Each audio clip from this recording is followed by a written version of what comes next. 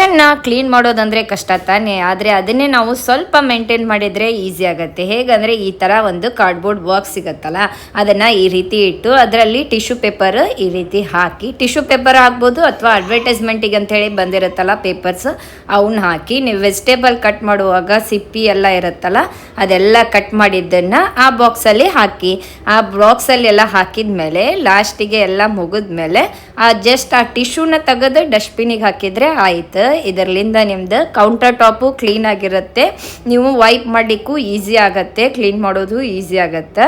Maintenance is the key ಅಲ್ವಾ. ಈ ರೀತಿ ಅದನ್ನು ತಗೊಂಡು ನಾವು ಜಸ್ಟ್ ಆ ಟಿಶ್ಯೂ ಪೇಪರ್ನ ತಗೊಂಡು ಡಸ್ಟ್ಬಿನ್ಗೆ ಹಾಕ್ಬಿಟ್ರೆ ಆಯಿತು. ಟಿಶ್ಯೂ ಪೇಪರ್ ಯೂಸ್ ಮಾಡಬೇಕಂತಿಲ್ಲ, ಅಡ್ವರ್ಟೈಸ್ಮೆಂಟ್ ಬಂದಿರುತ್ತಲ್ಲ ಆ ಪೇಪರ್ಸಿಗೂ ಯೂಸ್ ಮಾಡ್ಬೋದು.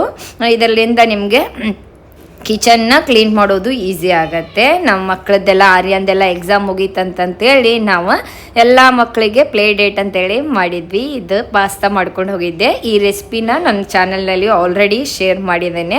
ಎಲ್ಲ ಬರೀ ವೆಜಿಟೇಬಲಿಂದನೇ ಮಾಡಿದ್ದು, ಅದನ್ನು ನಿಮ್ಗೆ ಲಿಂಕ್ ಮಾಡಿರ್ತೇನೆ. ಮಕ್ಕಳ ಜೊತೆ ತಾಯಂದ್ರು ರಿಲ್ಯಾಕ್ಸ್ ಆಗೋದು ಅಲ್ವಾ, ಏನಂತೀರಾ? ವಿಡಿಯೋ ಇಷ್ಟ ಆದರೆ ಲೈಕ್ ಮಾಡಿ.